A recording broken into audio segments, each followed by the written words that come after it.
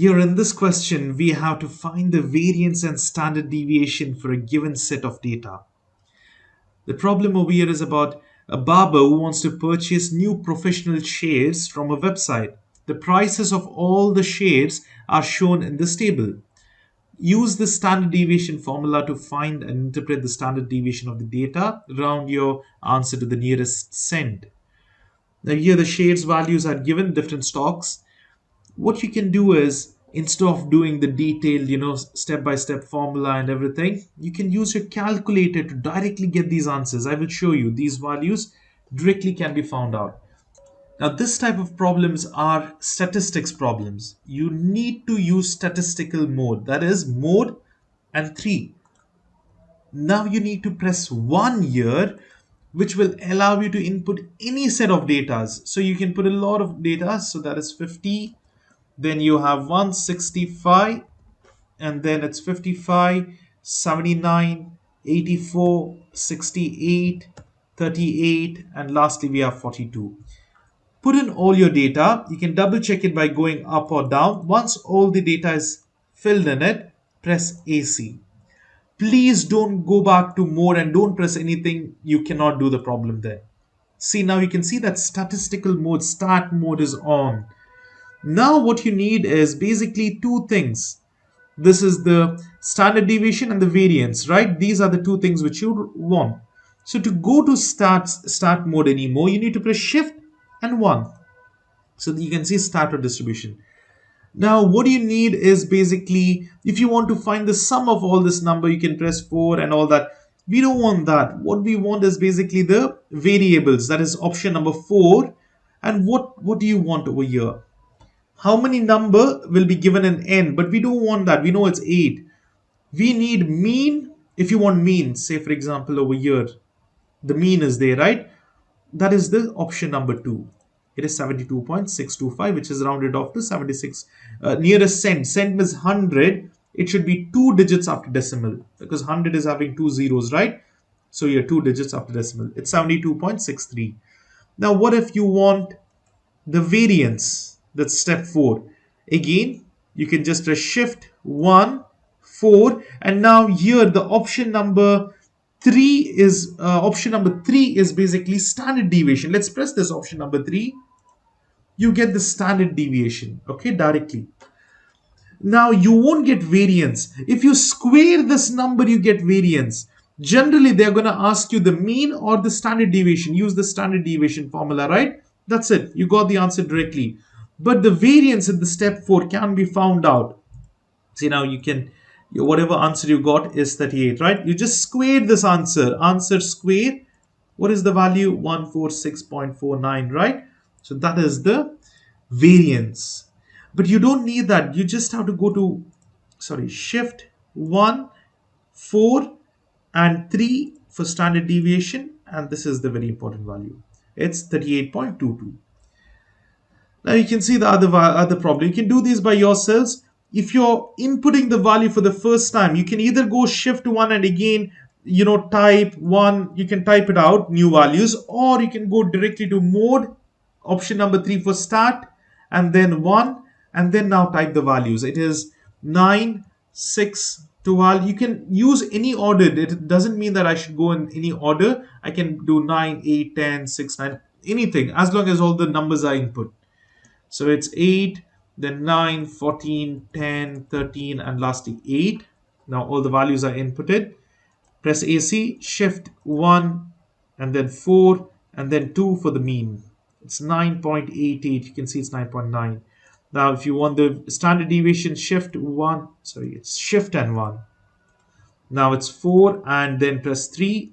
What's the answer? 2.46 here. 2.4. See, now they have told nearest tenth, isn't it? So it'll be 2.5. Why? Because 4/6 makes it 2.5. That's the answer.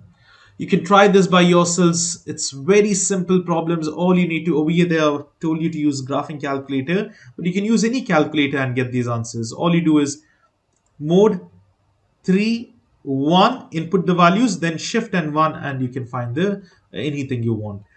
So let me do one more, the last problem, this one.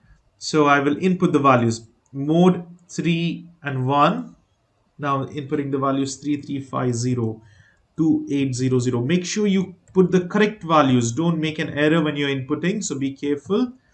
2150, 3350, 1800, 552, 503975, and 580 and 2800. So we have inputted all the values. It's 3, 6, yes, 12 values. Now press AC, shift 1, 4, and 2 will give you the mean. Let's look at it. Is it correct? Yes, it's 2960.8. Absolutely. And shift 1, 4, and option number 3 gives you standard deviation, which is 1200.1. That's how we can easily get it. Even over here they have told, but this is for different type of calculator. It's for graphing calculator. Over here we are using basically normal scientific calculator, but still you can do it. So that's how we solve these problems.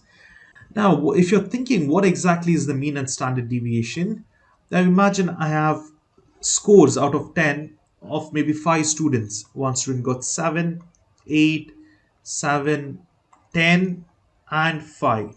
Okay. Now, mean is the average marks. Let me just put this in the calculator and show you. We'll do the same thing, mode 3 and 1. Let me put these 7, 8, 7, 10, and 5. Okay, 5 values are put. Let me press AC.